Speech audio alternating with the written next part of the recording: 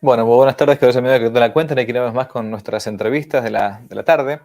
Y esta vez hemos convocado a un especialista en una materia que hacía mucho tiempo que estábamos buscando acerca de un flagelo bastante grande que es el tema de las drogas. Un compatriota a mí, esta vez me tocó alguien de aquí de nuestra patria, de mi país, Argentina, el doctor Aldo Sergio Zaraco. Doctor, muchas gracias por atenderme. Buenas tardes, ¿cómo le va?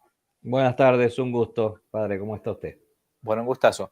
Bueno, voy a hacer una presentación muy breve de su currículum. El doctor Aldo Sergio Zaraco es profesor y magíster en toxicología, especialista en emergentología, obviamente es médico, ¿no? Nos está transmitiendo ahora desde un hospital, esperemos que no tenga ninguna urgencia. También es especialista en medicina legal, es presidente de la Asociación Toxicológica Argentina, miembro de la Sociedad Iberoamericana de Salud Ambiental, docente universitario, siempre en el ámbito de la toxicología. Ahora vamos a preguntarle que nos diga qué es esto de toxicomanía, toxicología, unos términos un poco específicos para nosotros. Y ha sido también a nivel técnico, no a nivel puramente, no porque es político, pero ha sido ministro de salud de una provincia de mi país, de Argentina, bastante importante, que es la provincia de Mendoza, que se encuentra en la frontera quizás con los que conocen un poco la geografía argentina, con el país vecino de Chile, al lado de la cordillera de los Andes, una provincia muy, muy hermosa, donde hay muy buenos vinos y además hay muy buena gente, por cierto. Hay muy buenos amigos que son los que me contactaron, de hecho, con el doctor Zaraco. Así que primera pregunta así elemental, ¿qué es esto de la toxicología? Porque uno sabe lo que es la medicina, pero ¿qué es esto de ser toxicólogo? Y a su vez, ¿cómo uno entró a esto? Algunos dicen que uno entra a la especialidad porque tiene alguna experiencia personal o de un cercano. Bueno, ¿qué es esto y cómo entró? Sí, a ver, la toxicología que uno ingresó un poco producto de la realidad que nos tocaba día a día. Mi formación de base es médico emergentólogo. He trabajado siempre en todo el área de emergencias, también en terapia intensiva durante casi 20 años.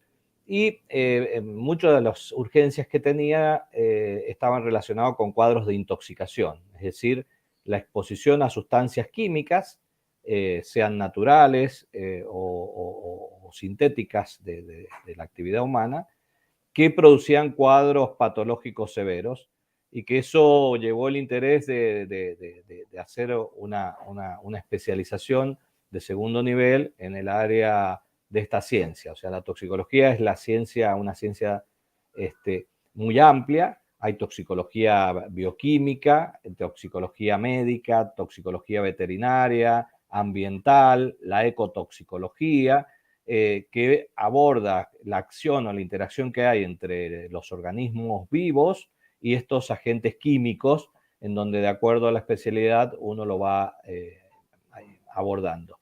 Lo que estudia es esta interacción que hay entre los agentes químicos y los organismos vivos, en este caso en la toxicología clínica, en el ser humano, y ver y comprender qué efectos tiene sobre la salud de las personas y que conforme a esto poder, ante situaciones donde hay un efecto no deseado, tratar de neutralizarlo o disminuir este daño para que no afecte a la persona que se ha habido expuesta, que ahí lo llamamos cuando aparecen signos y síntomas productos de la acción de este contacto, una intoxicación, que se puede tratar en forma general con medidas de soporte y darle tiempo que el organismo reaccione, o bien a través de algún antídoto que pueda neutralizar el efecto de ese tóxico o veneno, que en definitiva son sinónimos. Realmente hablamos de veneno cuando hay una intencionalidad y un tóxico cuando ha sido algo accidental, pero son sinónimos y explica exactamente lo mismo.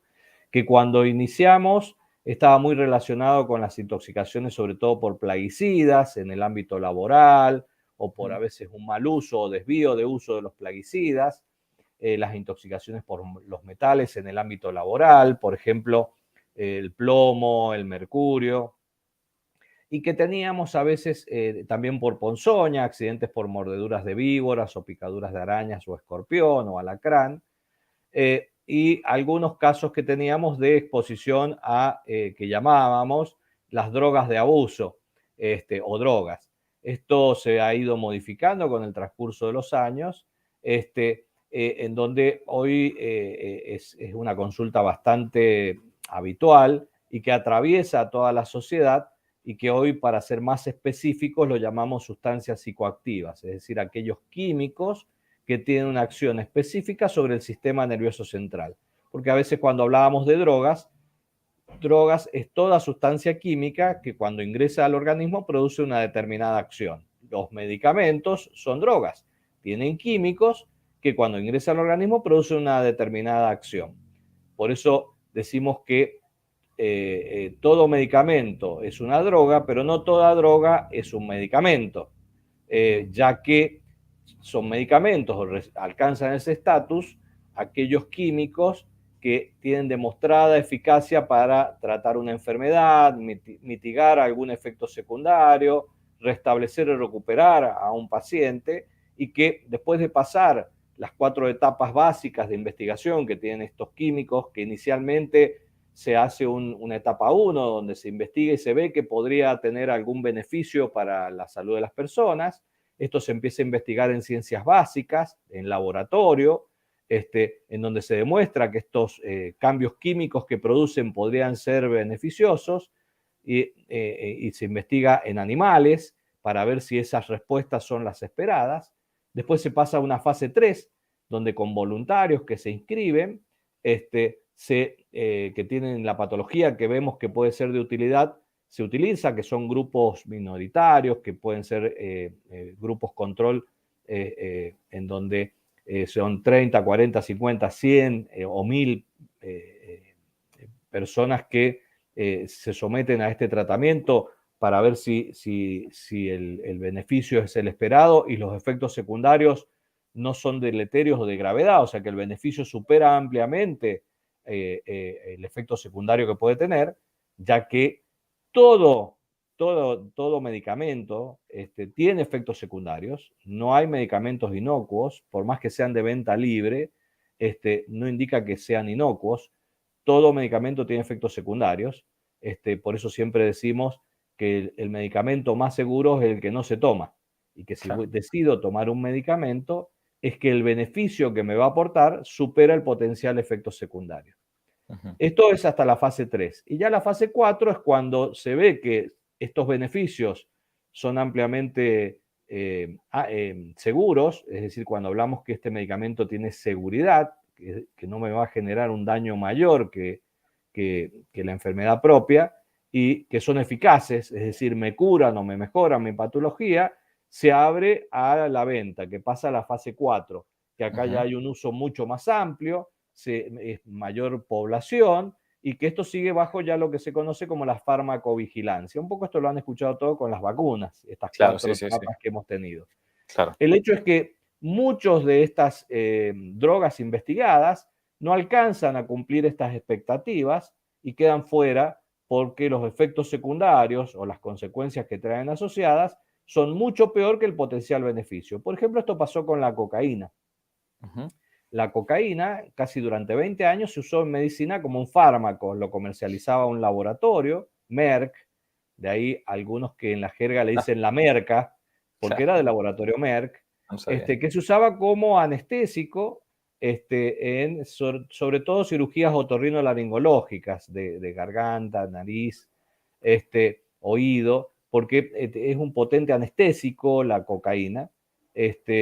Tiene un efecto vasoconstrictor, es decir, evitaba el sangrado, y se usaba. Pero se empezó a ver con su uso que los efectos secundarios eran muy peligrosos y graves, por lo tanto, perdió su estatus de medicamento y quedó en droga como todas las que son investigadas. Esto también pasó Ujú. en su momento con el cannabis, que se utilizaba en Estados Unidos y en Europa para ciertos tratamientos de patologías, por ejemplo, para los vómitos gravídicos, es decir, los vómitos que aparecen durante el embarazo, porque tiene un efecto antiemético, el cannabis, pero después se vio las consecuencias terribles que generaba en el desarrollo neurológico de esos bebés, que después no podían desarrollar su máximo Mm. exponencial cuando empezaban la edad escolar,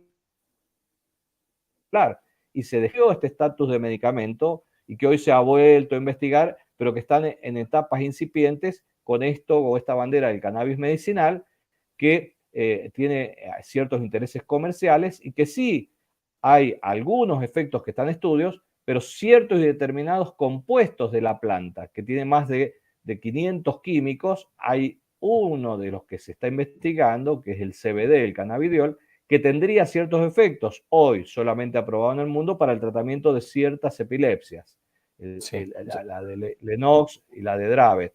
Pero esto un poco para entender en lo que hace que la acción a estas drogas o medicamentos genera intoxicaciones que motivaban. Hoy están presentes y que también lo estamos dando en la currícula de las facultades de medicina porque un paciente que viene por determinada patología le tenemos que preguntar si está consumiendo drogas porque esto va a interactuar en los tratamientos.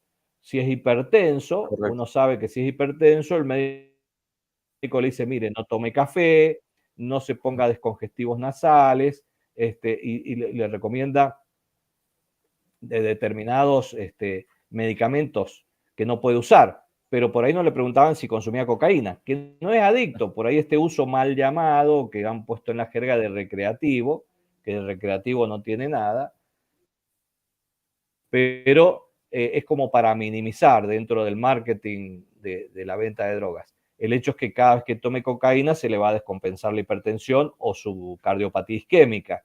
Lo mismo puede suceder con el consumo de fumar marihuana, que pues, si es diabético le va a modificar sus niveles de azúcar y hemos tenido pacientes que por ahí no podemos estabilizar su diabetes o controlar su hipertensión y cuando interrogamos más profundamente es que algún fin de semana o en algún momento hace uso de estas sustancias que por supuesto están totalmente contraindicadas para esas patologías. Sí. Ahora, si uno puede denunciar nada más, al menos a título puramente de mención, ¿cuáles son las drogas que hoy más se están utilizando, que más se están consumiendo? O sea, ya entendimos la diferencia entre un medicamento y una droga, ¿no? Todo medicamento es una Exacto, droga, pero no toda droga es un medicamento. ¿Cuáles son las drogas que hoy exactamente. más se están utilizando, más se están consumiendo? Sí. ¿Y qué función tienen en el organismo? O sea, ¿por qué uno ve que hay tanta gente que se ha quedado prendada, como usted decía antes de que comenzáramos, que esto es una cuestión súper democrática? O sea, acá no hay ni clase baja, ni clase alta, ni clase media, todo el mundo Exacto. puede caer bajo esta cosa. ¿Qué es lo que hoy se consume en general? ¿Y cómo es que se crea esa adicción en el organismo propiamente físico? Ujú. Eh, Dentro de las sustancias psicoactivas o drogas, las podemos clasificar en primer momento en aquellas que son legales o ilegales. Las legales es las que Ajá, han alcanzado por una cuestión de usos, costumbres, lobby comercial, que sean autorizadas y no perseguidas por la justicia.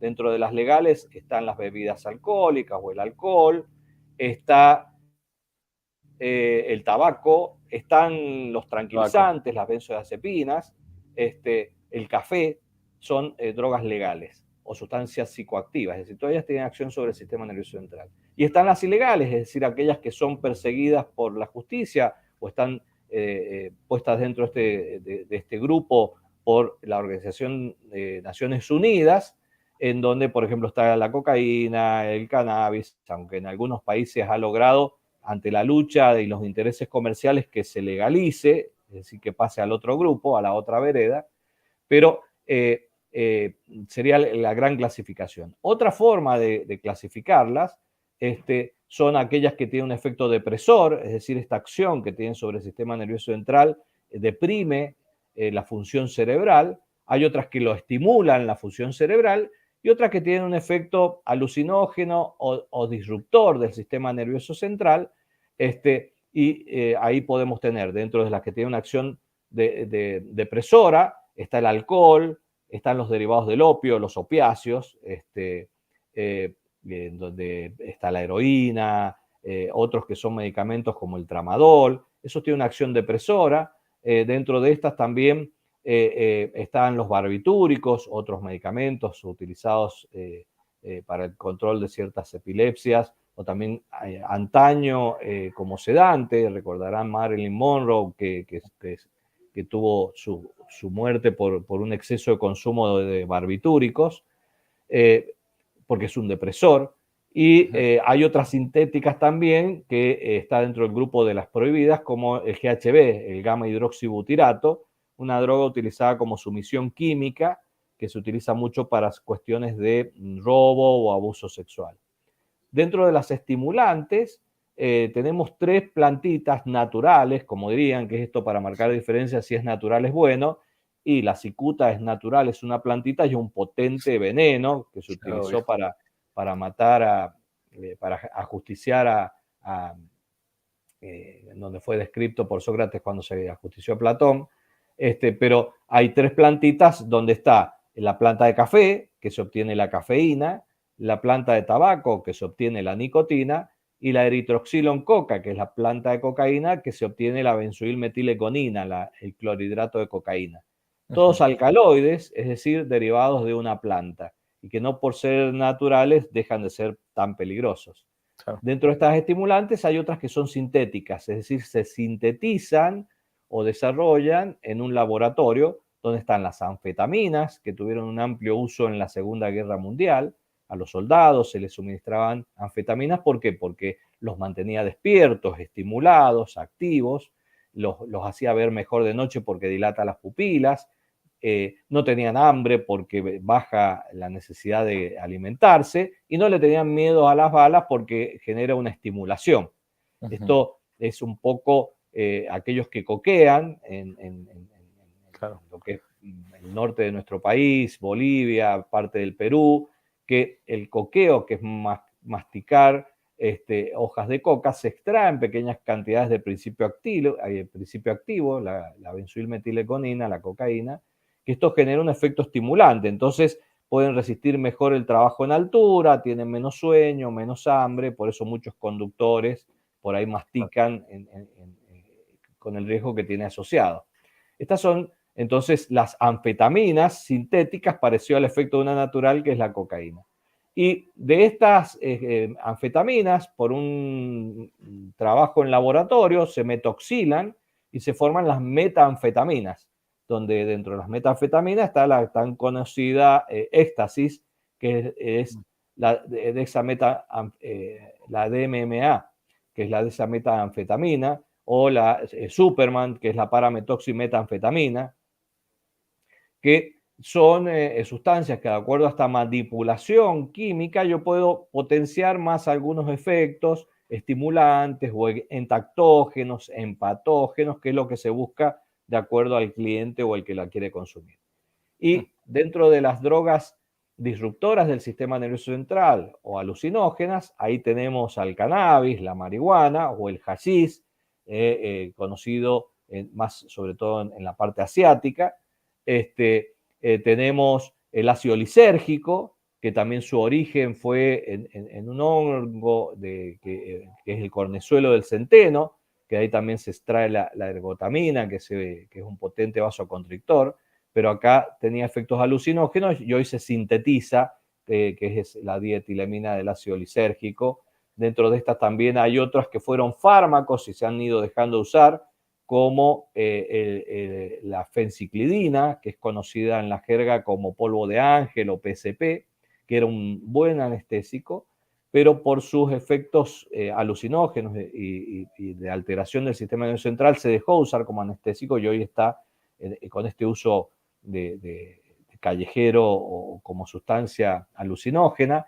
Un derivado de esto es la ketamina, que hoy también tiene un uso bastante extendido entre los jóvenes.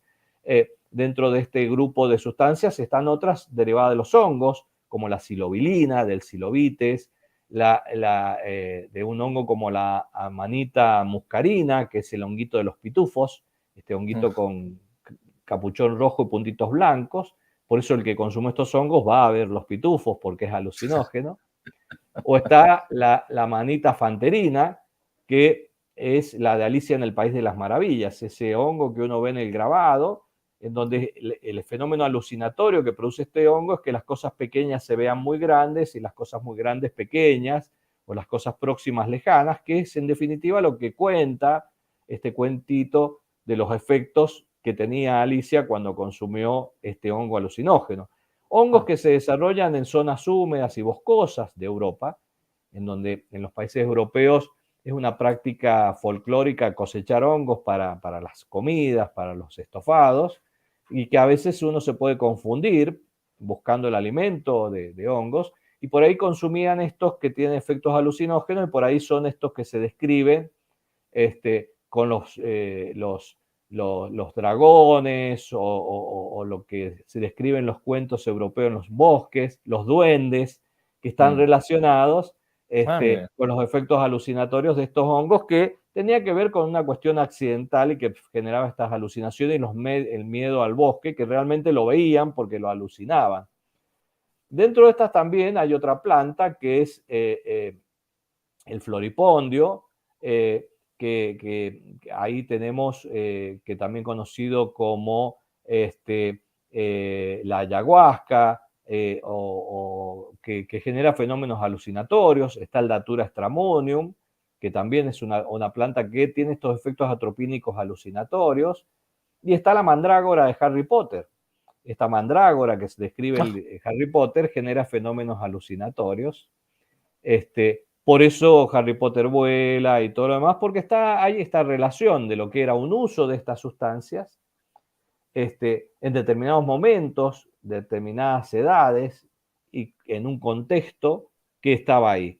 El hecho es que esto que ha ido pasando, que la exposición a estas sustancias hoy ha devenido en un uso en cualquier momento y circunstancia, en etapas críticas del neurodesarrollo, que es durante el embarazo, que ahí no es por la persona gestante, sino por el impacto que tiene en el feto que se está desarrollando y su cerebro, durante la lactancia, ya ujú. que todas estas sustancias que consume la mamá la excreta por la leche e ingresa en forma espectacular al bebé, y esto afecta el cerebro que se está desarrollando el bebé. Durante la niñez, adolescencia, tiene impactos devastadores en el sistema nervioso central, donde más allá del efecto agudo, vamos a tener que puede generar problemas en este desarrollo neurológico que es tan crítico, en esta ventana crítica del neurodesarrollo.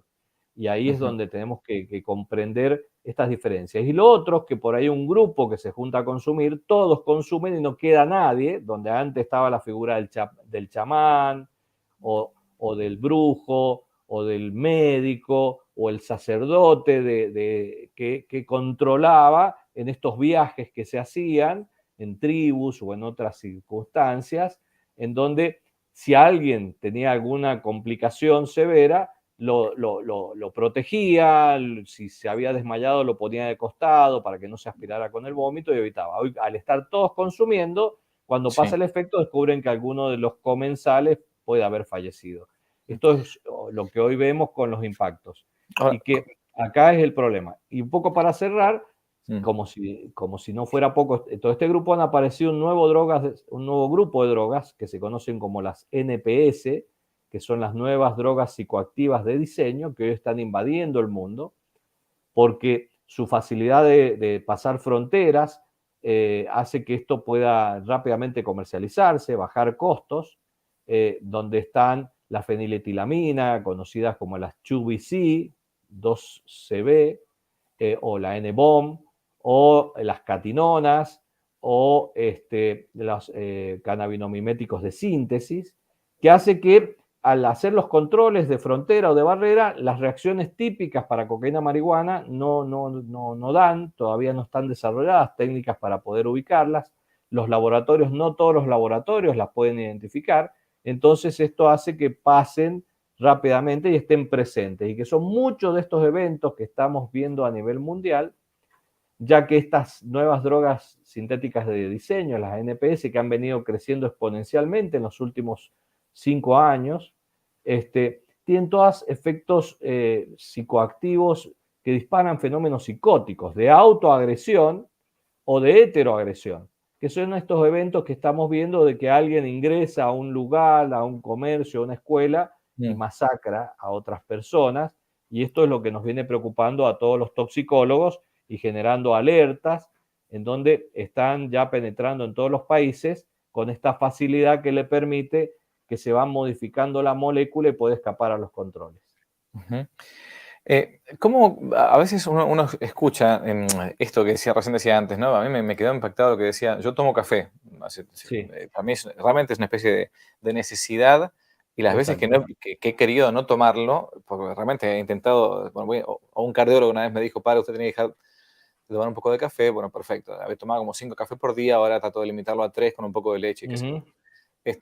Y me di cuenta que se me había creado una necesidad, que uno podría Una decir técnicamente dependencia. una adicción, una dependencia. Bueno, Una pero dependencia, que es distinto a adicción de bueno, dependencia. ahí está entonces la pregunta. ¿Por qué ciertos medicamentos que también también son drogas Ujú, no crean una adicción o una dependencia, si ujú, queremos, si más suave, y otros que sí? O sea, ¿cómo se da ese fenómeno de la adicción a, uno dice, bueno, me fumo un cigarrillo de marihuana, pongámosle, ujú, o, ujú. o aspiro una línea de cocaína?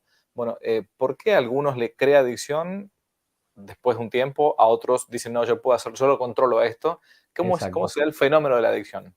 Bien, hay un poco cambiar el término adicción por dependencia, que son dos Ajá, aspectos distintos. ok, La dependencia es una cuestión química, ajá, orgánica.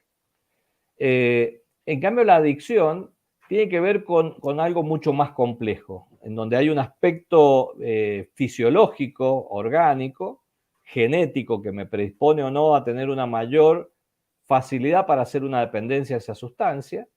Yo puedo ser más o menos susceptible a esa dependencia o más resistente. Pero también hay aspectos psicológicos, sociales y ambientales que me predisponen a que yo incurra en ese consumo, que puede ser ese u otro consumo. Por eso generalmente el que tiene una problemática adictiva, generalmente hay un policonsumo, porque el problema no es la sustancia, sino es la circunstancia social, ambiental, psicológica, mm, que lleva a la necesidad de incurrir a consumir algo que me hace sentir bien o me hace ujú, sacar el síntoma o ese malestar que tengo. Por eso yo siempre digo, ojalá que el problema de las adicciones fuera la droga, claro, porque como el problema de la apendicitis es la apéndice inflamada o infectada, yo extirpo el apéndice y curé al paciente y se va a la casa. En cambio, el que tiene una problemática adictiva o de adicción, claro, por más que le suspenda la droga, sigue con sus problemas psicológicos, mm, sociales, ambientales, que mm, llevan a la necesidad de que tiene que ser tratado con algo, en donde ahí, cuando uno lo hace de la parte médica, puede usar fármacos, que la diferencia es que el fármaco tiene menos efectos secundarios por lo que hablamos al principio, porque están mm, estudiados y demostrados que el beneficio supera ampliamente, o bien puede incurrir en el consumo de drogas donde los efectos secundarios son devastadores. O sea, que sí le calma el síntoma, lo hace sentir bien, pero se está destruyendo distintas áreas corporales dependiendo de la sustancia que consume. Por eso hay que marcar la diferencia entre dependencia y adicción. ujú, La dependencia, ¿por qué se produce? Todas estas sustancias psicoactivas, sean legales o ilegales, sean medicamentos o no, actúan en el sistema nervioso central y actúan sobre químicos cerebrales, que son los neurotransmisores, que tienen distintas acciones. Todas en común actúan sobre dos muy útiles e importantes en nuestro quehacer diario de neurotransmisores, que son la dopamina y la serotonina. La dopamina tiene que ver con el placer, el gusto. La dopamina está en la región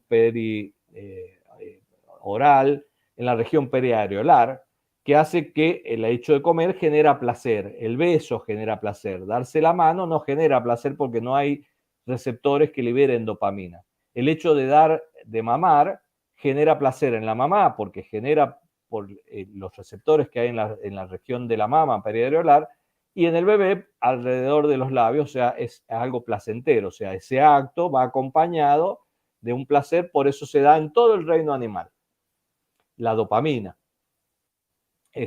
También en zonas perigenitales, por eso el hecho de la procreación también lleva a que todo el reino animal se produzca porque no genera una situación de violenta rechazo. o molesta, sino genera placer. Ujú, Por eso, todas estas sustancias psicoactivas generan placer. O sea, aquel que consume no es que sea un masoquista o se claro, quiere autolesionar, mm, sino porque es rico, está bueno. Yo como mm, chocolate no porque quiero engordar. Yo como chocolate porque me genera placer, es rico. O tomo café porque me genera placer. O fumo tabaco porque me genera placer u otras drogas. Y también actúan sobre otro neurotransmisor que es la serotonina. La serotonina tiene que ver con el estado anímico. Cuando yo tengo un déficit de serotonina, me da depresión. Por eso cuando yo estoy con un cuadro depresivo, el médico psiquiatra me receta un serotoninérgico, me estimula o me aumenta los niveles de serotonina. Entonces, todas estas sustancias generan placer y me mejoran el ánimo. Que es lo que están. Y ya dependiendo si son depresoras, estimulantes o alucinógenas, actúan en otros neurotransmisores.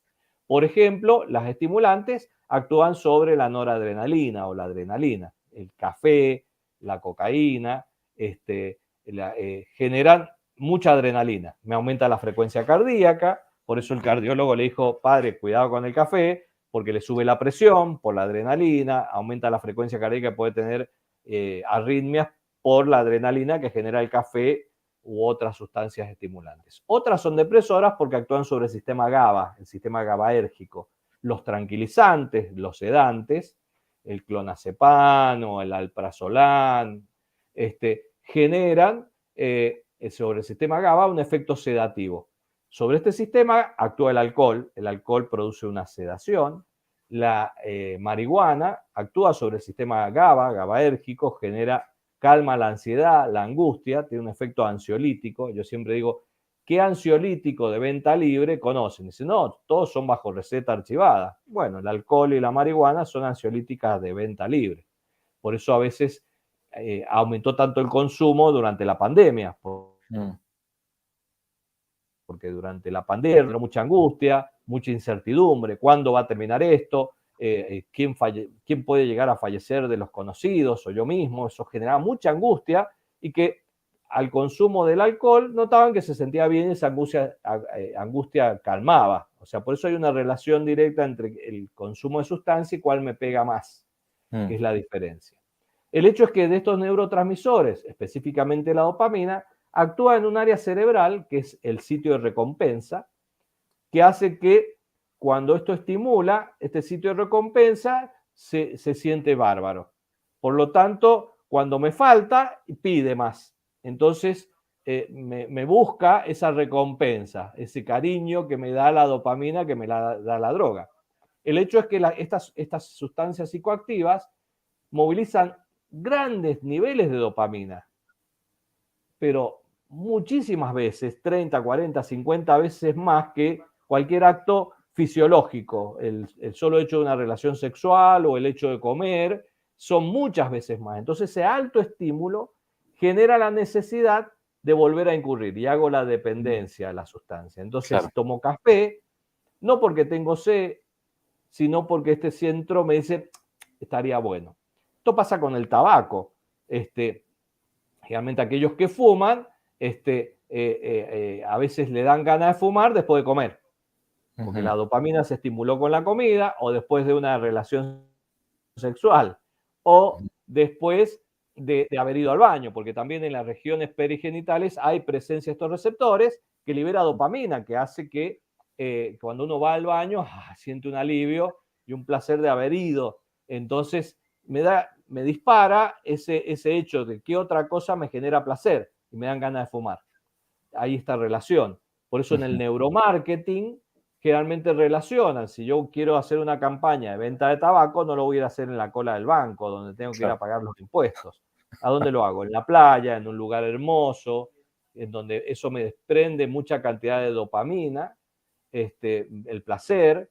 Yo cuando escucho una música, muy buena música, un paisaje hermoso, eso genera dopamina, un abrazo fraternal, eso es dopamina. Entonces, si yo a eso lo estimulo con otra sustancia extra, los niveles son mayores y después, cada vez que consumo la droga, me hace acordar eso y ahí engancho al cliente. Que estos son los aspectos que uno por ahí tiene que entender que hace al neuromarketing ya este consumo. Pero ahí eso es porque yo sigo consumiendo, porque este sitio de recompensa me pide. Entonces, yo termino haciendo esta dependencia. Y que si yo tengo estos componentes psicológicos, sociales, ambientales, hace que a su vez, de paso, me siento mejor. entonces la sigo consumiendo y ahí se genera esta combinación tan perversa que es que empecé consumiendo porque me hacía bien y después quedo con una dependencia y esto genera esta adicción que es tan complejo de manejar porque si bien me saca el síntoma, no me resuelve el problema. Yo por ahí Mm. pongo siempre un ejemplo para entender. Si a mí no me duele nada y alguien viene y me ofrece un analgésico, yo le voy a decir, no, no quiero analgésico. Aparte el doctor me dijo que los remedios, si no los necesito, son malos. Sí, pero todo, mirá la televisión, la propaganda, tomalo, todo toma el analgésico, lo tomo. Dice, ¿y qué tal? Y nada, un poquito de gastritis, pero nada, no sirve esto. Ahora, si yo estoy con un dolor de muela hace 5 días, 2 días que no duermo, no puedo comer, estoy mal, y alguien me viene y dice, no, mira, si no me lo recetan, no, pero dale, mira, la televisión dice que es muy bueno, que te saca todos los dolores, que es fantástico, tomo el analgésico y a la media hora, a la hora, digo, che, espectacular, pude comer y anoche dormí bien. Entonces Mm. mañana vengo a decir, ¿cómo se llama? Dame el analgésico. O sea, el problema no es el analgésico, no es la droga, sino era mi problema Claro. que el problema era la muela que tenía esta infección. Ujú. Entonces, esto generó que yo empezara a consumir, eso actúa sobre el centro de recompensa y ya después, por más que se me haya resuelto o no este problema de muela, voy a seguir consumiendo. El tema es que el que tiene una adicción, su problema sigue y se complica, Mm. porque le va mal en la escuela, tiene problemas o a nivel familiar o a nivel social, entonces va quedando fuera del sistema. Y alguien vino y le convidó un cigarro de marihuana o le convidó otra sustancia y por un rato se sintió bien, esa angustia, o sea, sigue estando mal, pero se siente bien por un rato. Entonces se sintió bien, le dieron ganas de hacer las cosas, empezó a tener mejor interrelación con las personas.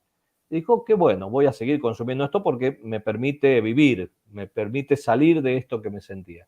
El hecho es que el problema sigue estando. El problema familiar, el problema laboral o el problema escolar sigue estando y se agrava porque no lo estoy resolviendo, porque yo creo que estoy bien, Sí. pero no pasó. Entonces, esto se complejiza y se empiezan a agregar los efectos secundarios de la sustancia que Ujú. actúan sobre mi sistema nervioso central, que si es estimulante cocaína y mi comportamiento puede ser más violento, más agresivo, Mm. ante un determinado estímulo voy a reaccionar en forma mucho más exagerada y peligrosa.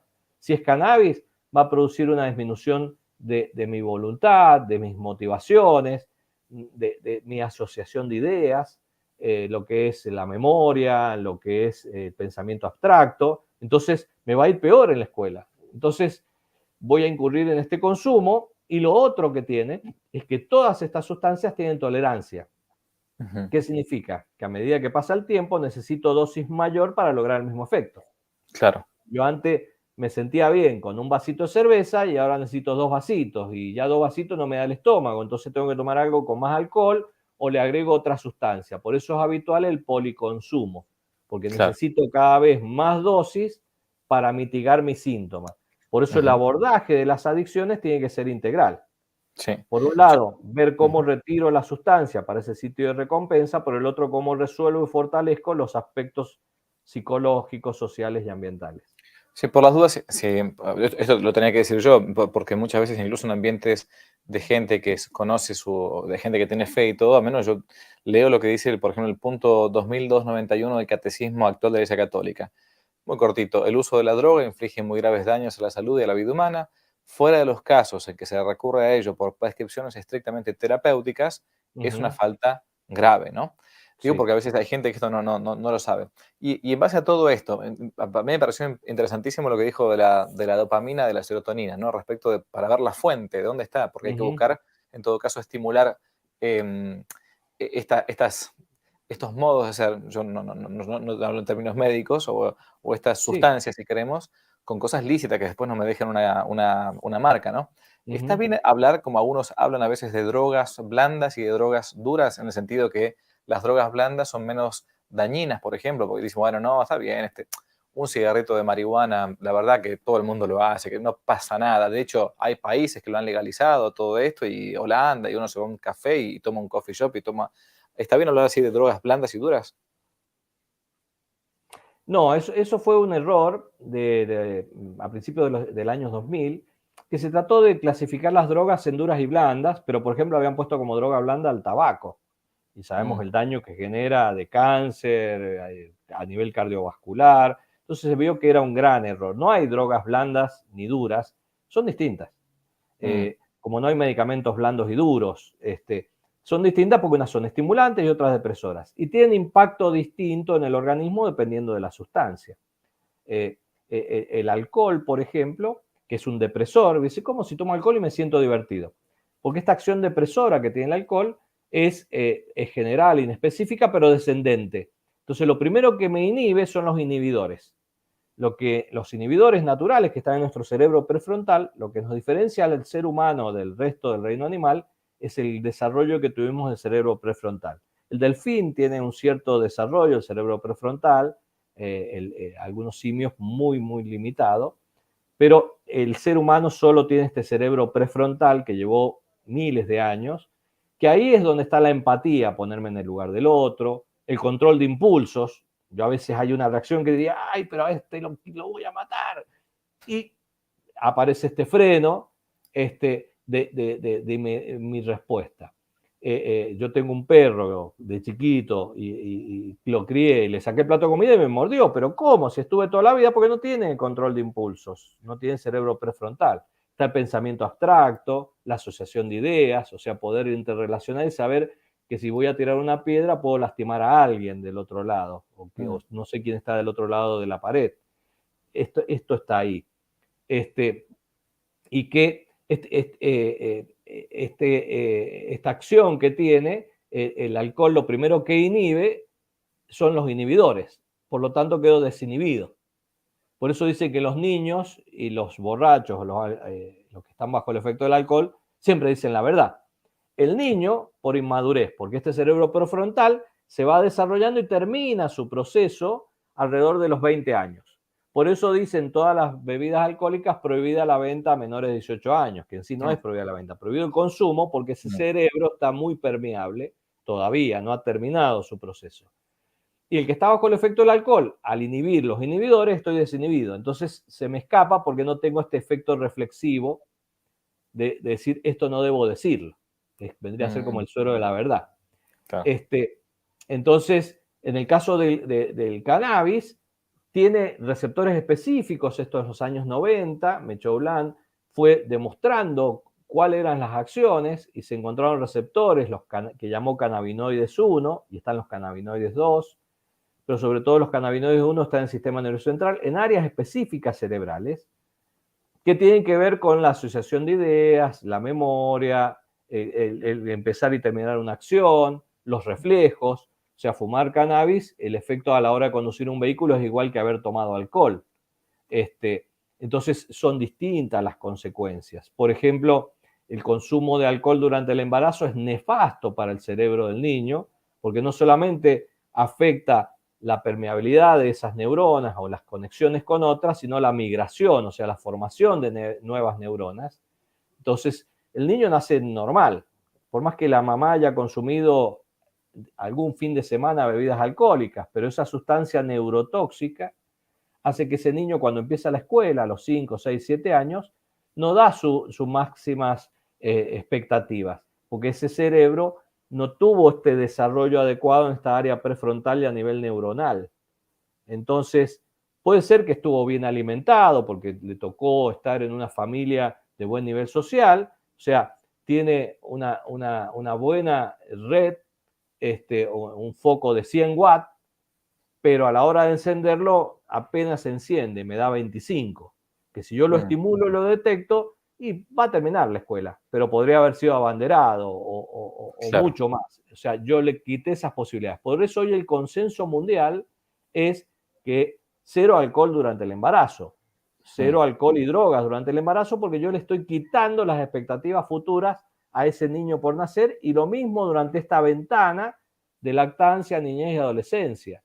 Distinto es un adulto por arriba de los 20, 25 años que ya terminó ese proceso, el cerebro ya fraguó, en donde yo tengo el efecto agudo. Yo puedo ser que tomo alcohol de más y puedo tener todos los efectos agudos del alcohol, tener un accidente, golpes, caídas, reyertas o peleas, sexo no seguro y distintas situaciones que puede generar. Una vez que pasó la borrachera, yo estoy con mis capacidades intactas previas. En cambio, por debajo de los 18 o 20 años, va a tener la borrachera a menor dosis, porque su hígado es más inmaduro, pesa menos, pero va a dejar una secuela porque ese cemento está fresco, o sea, ahí quedó una impronta y va a ir afectando sus capacidades de funcionalidad. Y esto se traduce en los fracasos educativos y laborales que hoy tanto estamos viendo, productos de este alto consumo. No son adictos, trabajan, tienen su vida normal, toman los fines de semana o consumen este porrito, como bien decía el padre, de vez en cuando, pero genera un impacto en este cerebro que es cemento fresco, que todavía no concluyó. Y que está demostrado, por ejemplo, que el consumo de marihuana durante tempranas edades, 12, 13, 14, 15, 16 años, gatilla o predispone a que se disparen enfermedades psicóticas como esquizofrenia. Hay un elevadísimo porcentaje dentro de las probabilidades de tener una esquizofrenia si yo consumía a cortas edades. Hoy con cualquier especialista de la salud mental, psiquiatras, psicólogos, que le preguntemos, tienen una gran cantidad de pacientes jóvenes con trastornos de esquizofrenia o trastornos psicóticos y todos tienen en común el consumo temprano de marihuana. Antes de esta patología veían por arriba de los 30 años, que era por alguna cuestión orgánica y generalmente se disparaban o que se brotaban en esa edad. Hoy esto se gatilla mucho más temprano y este es el peligro que tenemos que entender. No es inocuo porque me deja la posibilidad de tener una patología psiquiátrica que es de por vida y que tiene que ser medicada, y lo otro son los bajos resultados a nivel educativo o en la vida que uno puede tener por estos efectos. Que bueno, ¿te mata la marihuana? No, no te mata. Por eso decían, es blanda. Sí, no te mata, o sea. Ahora, te afecta a tu capacidad social, de vínculo, tus resultados, éxitos, y que esto después uno lo va viendo y lo puede ver en los allegados y cómo va alterando o disminuyendo sus potencialidades. Y este es el peligro. La cocaína sí, que es un estimulante y como es un extracto muy puro, como, igual que si yo tomo cafeína pura, la cafeína pura también es cristalina y blanca, igual que la cocaína, me puede generar arritmias, me puede generar una muerte por un infarto o una arritmia ventricular. Ahora, si yo hago un uso de cocaína, los fines de semana o a veces, hoy sabemos que la cocaína tiene un impacto directo a bajas dosis sobre el endotelio vascular, es decir, la parte del tejido que está dentro de las arterias, que produce una inflamación, actúa sobre las plaquetas, la coagulación, es decir, esto acelera y sobre el colesterol, y acelera la aterosclerosis de estos vasos.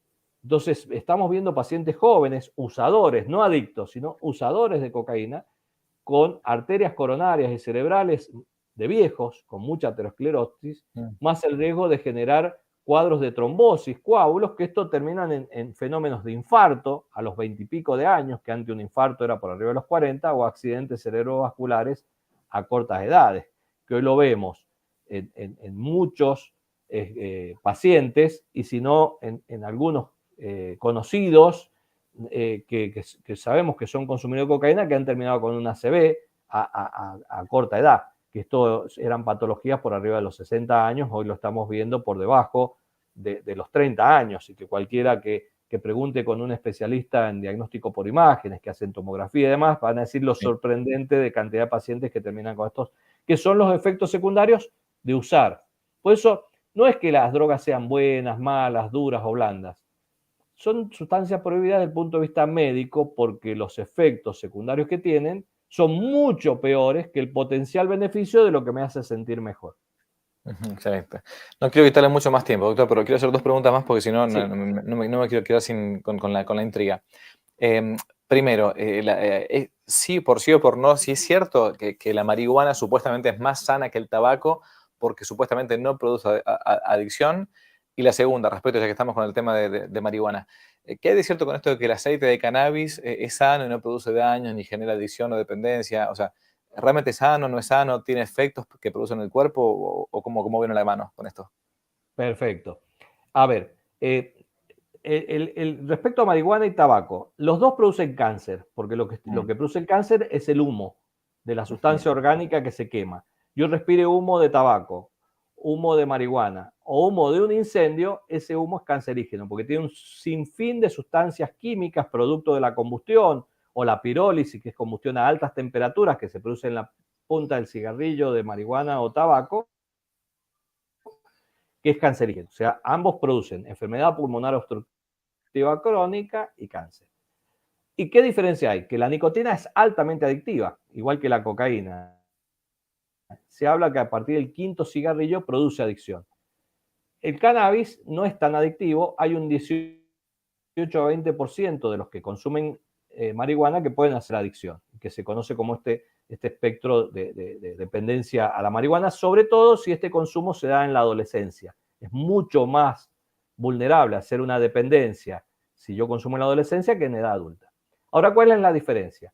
Que el tabaco tiene nicotina, que es un estimulante, nicotina, cafeína como el que usted toma. Eso me despierta. Yo puedo estar escribiendo, ahora charlando, tomando café y voy a estar despierto, voy a trabajar toda la noche, me mantiene activo porque es un estimulante. En cambio, los más de 500 que tiene la planta y 60 que actúan sobre el sistema nervioso central es el THC, el tetrahidrocannabinol, que es una sustancia que actúa en estos receptores cerebrales que me afecta mi capacidad de asociar ideas, de pensar, de memoria, de la voluntad de trabajo, me genera somnolencia. Por eso primeramente me desinhibe, igual que el alcohol, que es esta risa inapropiada, que el que se fumó un cigarro de marihuana se ríen, no saben de qué, por eso se llama risa inapropiada, porque lo que me inhibe los inhibidores, quedo desinhibido. De comer, o sea, aquel que quiere adelgazar, que no consuma marihuana porque va a engordar más, pero me afecta mi capacidad de pensar, es decir, es como si yo me pongo a trabajar y empiezo a tomar alcohol o empiezo a tomar un tranquilizante y me voy a quedar dormido y mi resultado no va a ser. O sea, que personalmente es mucho, desde el punto de vista laboral, social, educativo, es mucho más peligroso el consumo de marihuana que de tabaco. Porque el tabaco, sin lugar a dudas, es cancerígeno por el humo, igual que la marihuana.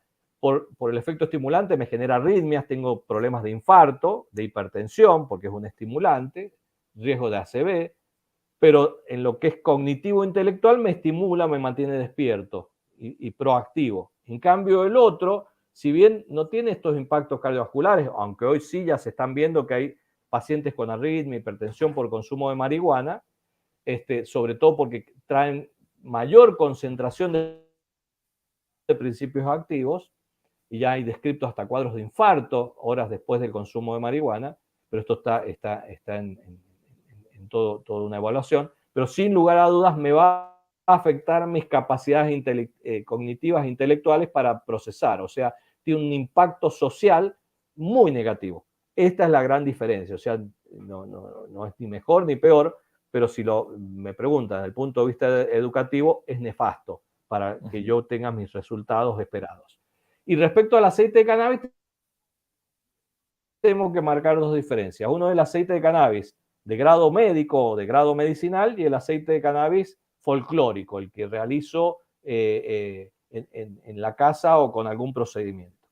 El de grado medicinal vamos a tener que cumplir todas las normas de las buenas prácticas de desarrollo. Hay que estudiar bien la semilla que se usa, dónde se planta, porque la planta de cannabis tiene la propiedad que absorbe rápidamente todos los componentes que hay. O sea, si yo lo planto esta planta en un terreno donde pueden haber metales, plomo, magnesio, o plaguicidas u otro que puedan haber quedado, lo absorbe. Y eso va a estar en el aceite. Por eso hay que controlar muy bien la calidad donde se cultiva, la cosecha, porque estas propiedades y hacer muy lipofílico adhiere presencia de hongos y otros contaminantes ambientales que va a estar en el aceite, por eso tiene que haber un muy buen control de la producción, la cosecha y la conservación. Yo siempre pongo el ejemplo, si yo pongo el chocolate en la heladera y hay pescado, el chocolate va a tener gusto a pescado. Y si lo guardo en el ropero va a tener gusto a naftalina, porque absorbe. El cannabis hace lo mismo. Por eso tiene que tener buenas prácticas de cultivo, de cosecha, de guarda y de extracción, los métodos extractivos. Y de todas estas 500 químicos, el que estamos usando es el CBD, que los de grado médico tienen 99,9% de CBD, y yo sé que tiene tanta cantidad de CBD cada tantos mililitros. Esto es trazabilidad. Entonces yo sé que el frasco 1, 10 gotitas, tiene la misma concentración que va a tener el frasco que compré dentro de un año. Y tiene indicaciones. Y estos productos de grado médico vamos a tener que se venden bajo receta porque es un psicofármaco. Es igual que un tranquilizante o un antiepiléptico que compre. Va con receta archivada, con nombre, documento y el seguimiento.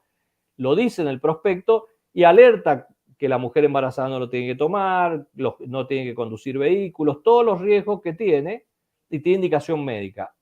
Y que esto hoy están autorizados para estas dos epilepsias que hablamos, que son resistentes a tratamiento, la del Lennox y Dravet, y se está investigando en grupos control para ciertos dolores reumáticos, pero bajo indicación médica y a dosis conocida. Ahora, el aceite folclórico, el que yo planté, coseché y lo extraje con algunos métodos que lo saqué de internet o alguien me contó, y ahí no tenemos trazabilidad, no sé qué concentración de principio activo tiene el frasco 1 al frasco 20,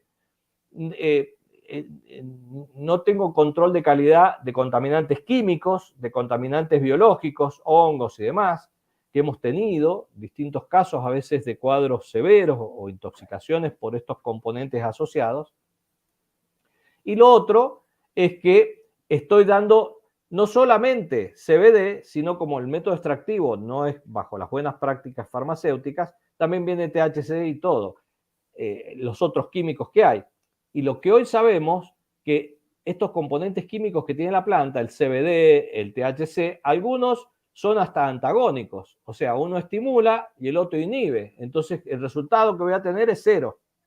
Claro. Y acá hay una cuestión de búsqueda. Ahora, estos aceites, que algunos tienen altas concentraciones de THC, pueden producir intoxicaciones bastante severas. Hemos tenido a veces abuelas que han comprado estos folclóricos porque le han dicho que sirve para el lumbago. O sea, es la panacea, cura todo. Lo que cura todo no cura nada.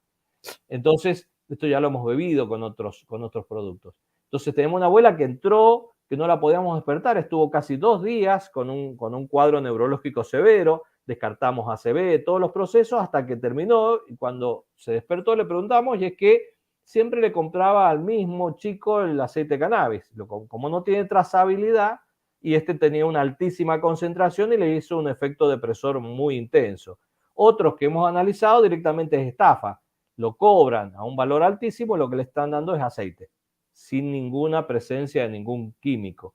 Entonces, comprar estos productos folclóricos es una cuestión de fe.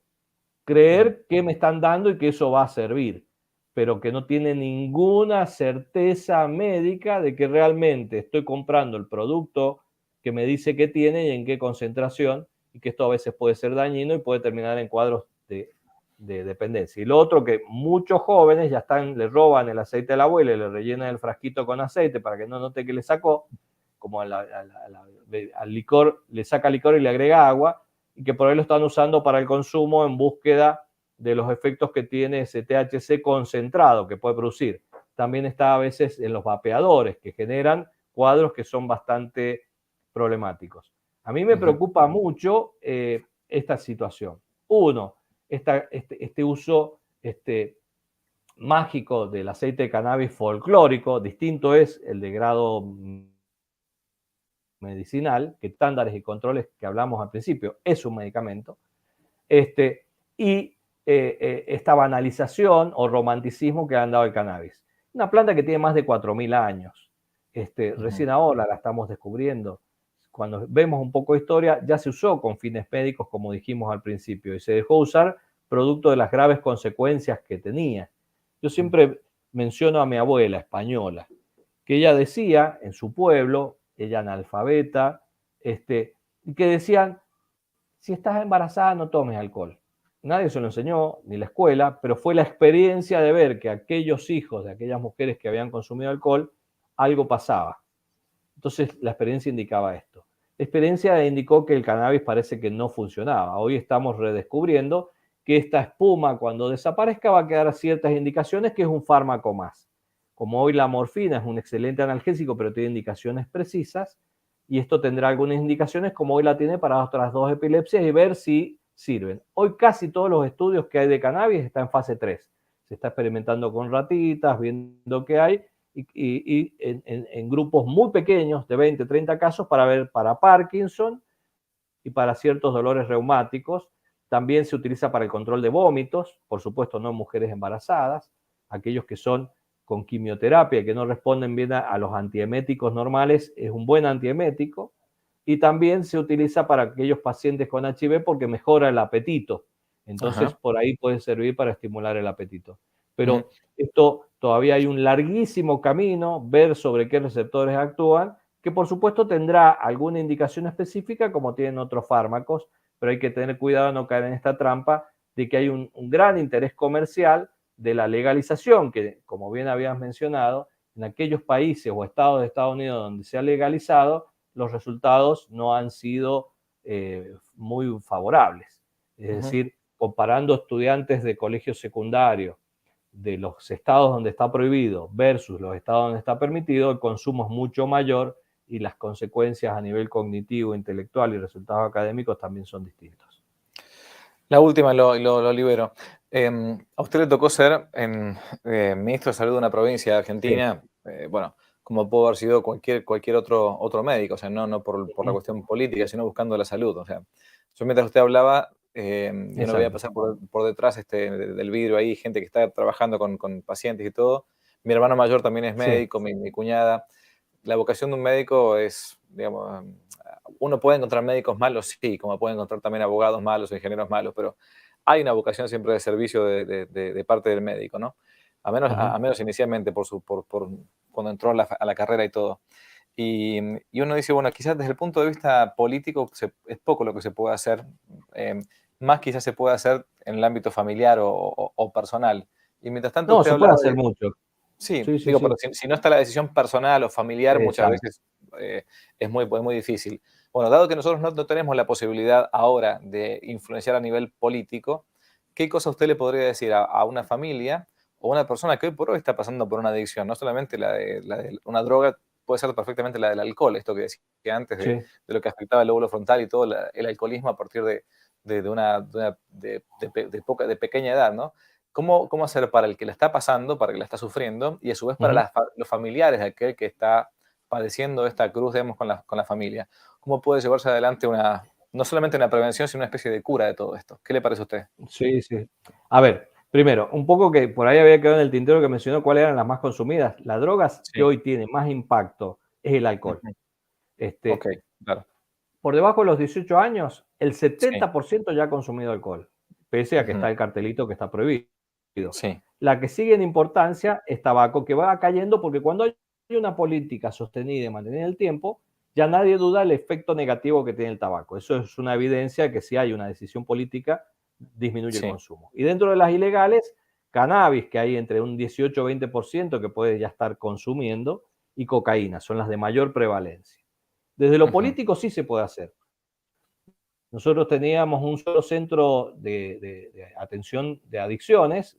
Con un gran esfuerzo y colaboración y poco dinero, logramos tener 9 centros y que lo otro es trabajar en donde trabajábamos con distintas organizaciones. Ahí hay muchísima gente trabajada y preocupada y ocupada en esta problemática. Entonces, trabajando con distintas asociaciones civiles, con distintas iglesias, donde hoy están trabajando, se hicieron mesas en donde se empezó a trabajar y poder dar una contención en forma organizada, porque si todos trabajamos en una misma línea y no esfuerzos aislados, se logra Ujú. mucho más. Y lo otro, se aplicó un proyecto que estaba, que se llamaba Quiero Ser, que después lo descontinuaron, en donde se trabajaba sobre las fortalezas y aptitudes de los niños. Entonces logramos capacitar a todas las maestras de quinto grado del colegio primario, después Sí. las de sexto, después las de séptimo. Entonces los chicos tenían quinto, sexto y séptimo con un programa, un proyecto de este programa Quiero Ser, que lo tenía el ACEDRONAR, que es la Secretaría de Adicciones del país, donde Mm. medimos cuál era la edad para que un programa, un proyecto tiene que ser medible. La edad de inicio de consumo era los 13, 14 años. Cuando terminamos Mm. este proyecto, que lo hicimos durante 5 años, porque pasó la gestión y siguió en otra gestión, y habíamos logrado a casi por arriba de los 15, 16 años retrasar el inicio de consumo. Es decir, cuando hay una política que abordaba no solamente el problema de drogas, sino el tema de fortaleza de aptitudes, bullying y demás, que eso predispone a que cuando yo pruebe la sustancia quedar pegado, porque tengo mi afectación, Claro, se puede hacer. Y desde los familiares igual.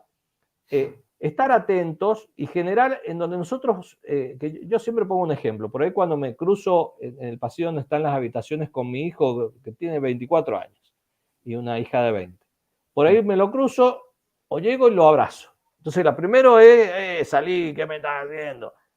Y después se relaja, le doy un beso y sigue haciendo. Después cuando paso, está estudiando y está con una sonrisa. ¿Qué hice? Le di una inyección de dopamina. Yo puedo inyectar dopamina a través del afecto, el abrazo, el contacto, el estímulo, está bien, te va a ir bien. Este estímulo que es tan necesario, que hoy está tan ausente en la sociedad, en las propagandas, porque está todo en el egoísmo, el yo, en donde es antidopaminérgico. Yo necesito este contacto humano y esta estimulación de buscar el placer, en donde el verdadero éxtasis sea un paisaje, escuchar una música hermosa, o como que a mí me gusta el montañismo, el éxtasis es lograr una cumbre y haber logrado llegar a ese lugar y estar conmigo mismo, sentir mi corazón, el silencio y ver el universo. Eso es una gran inyección de dopamina. Eso es la mejor protección que puedo tener porque no me duele la muela. O sea, cuando venga alguien y me convide el analgésico, voy a decir, y sí, me produjo gastritis. Ahora, si yo estoy solo, angustiado, que puedo tener plata o no, porque todos trabajan, me compraron la última computadora, el último celular, pero estoy solo, en donde tengo una falta de estímulo dopaminérgico, o lo tengo porque no tengo nada, porque estoy en el otro extremo de la escala social, entonces estoy con un gran dolor de espíritu, este dolor de muela que yo refería. Va a venir alguien y me va a dar el analgésico y va a decir, wow, esto es lo que necesitaba, porque se me fue este dolor, esta angustia y me siento bien. Entonces voy a volver a pedirlo. El primero te lo regalo, el otro te lo vendo y después no tengo el recurso. Vendí el anillo, vendí la bicicleta, vendí otras cosas y después necesito este recurso. Entonces ahí empiezan las situaciones. O termino siendo un soldadito y trabajo por la droga o termino delinquiendo para buscar la sustancia porque me lo pide ya esta área de recompensa. Entonces ya no consumo porque me hace bien, sino lo consumo porque el cerebro me ordena que necesito esa sustancia por una cuestión química. Y que ahí sí tiene que intervenir la parte médica, en donde tengo que distraer al cerebro con un fármaco para que esa dependencia desaparezca. Entonces yo ese fármaco después lo regulo y lo voy bajando a poquito. Yo cuando tengo un paciente con medicación psiquiátrica no se la puedo suspender de golpe.